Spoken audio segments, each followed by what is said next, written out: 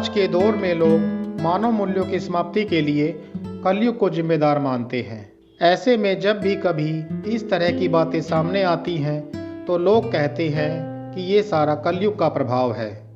पर क्या आप जानते हैं कि हमारे धर्मशास्त्रों में कलयुग के अंत के बारे में भी कहा गया है।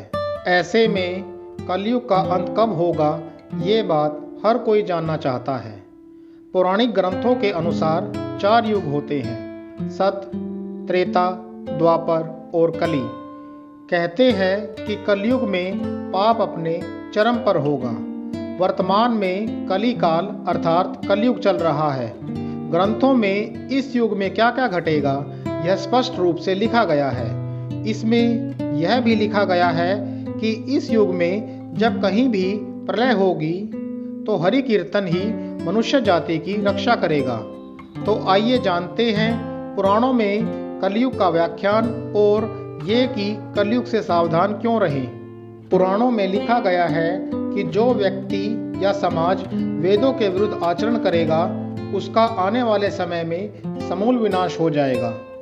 भगवत पुराण में लिखा गया है, मनुष्य वेदों को छोड़कर संस्कार शून्य हो जाएंगे, दूसरों की स्त्री और धन हथियार लेने में सदा उत्सुक रहेंगे। न तो इन्हें बढ़ने में देरी लगेगी और न घटने में। इनकी शक्ति और आयु थोड़ी होगी।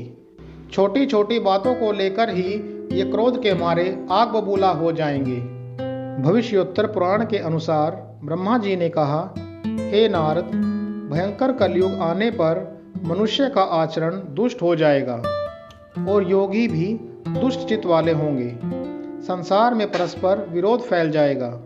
देश देश और गांव गांव में कष्ट बढ़ जाएंगे। संत जन दुखी होंगे।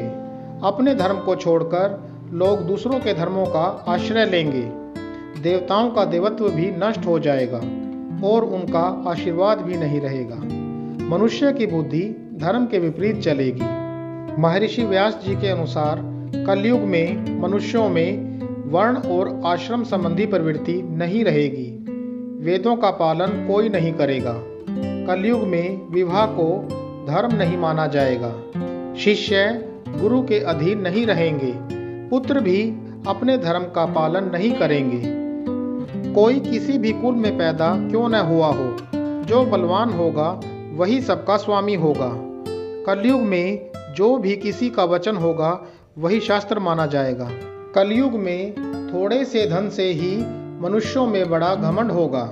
स्त्रियों को अपने केशों पर ही रूपवती होने का गर्व होगा।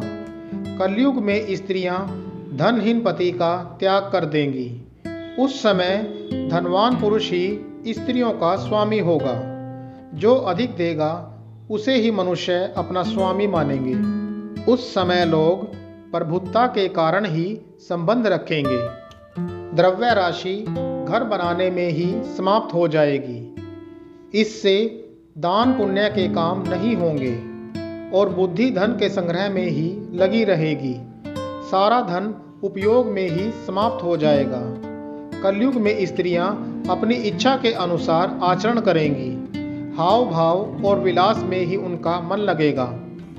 कलयुग में प्रजा बाढ़ और सूखे के भय से ही व्याकुल रहेगी। सबके नेत्र आकाश की ओर लगे रहेंगे। वर्षा न होने से मनुष्य तपस्वी लोगों की तरह फल, मूल व पत्ते खाकर और कितने ही आत्मघात कर लेंगे। कलयुग में सदा अकाल ही पड़ता रहेगा। किसी किसी को थोड़ा सुख भी मिल जाएगा। अधिकतर लोग बिना स्नान करे ही भोजन ग्रहण करेंगे। देव पूजा, अतिथि सत्कार और तर्पण की क्रिया बहुत कम देखने को मिलेगी। कलयुग में स्त्रियां लोभी, नाटी, अधिक खाने वाली और मंदभाग्य वाली होंगी। गुरुजनों और पति की आज्ञा का पालन नहीं करेंगी और पर्दे के भीतर भी नहीं रहेंगी। अपना ही पेट पालेंगी और क्रोध से भरी रहेंगी। देह शुद्धि की ओर ध्यान नहीं होगा तथा असत्य और कटु वचन बोलेंगी। अधम मनुष्य संस्कार विहीन होते हुए भी पाखंड का सहारा लेकर लोगों को ठगने का काम करेंगे। उस समय पाखंड की अधिकता और अधर्म की वृद्धि होने से लोगों की आयु कम होती चली जाएगी।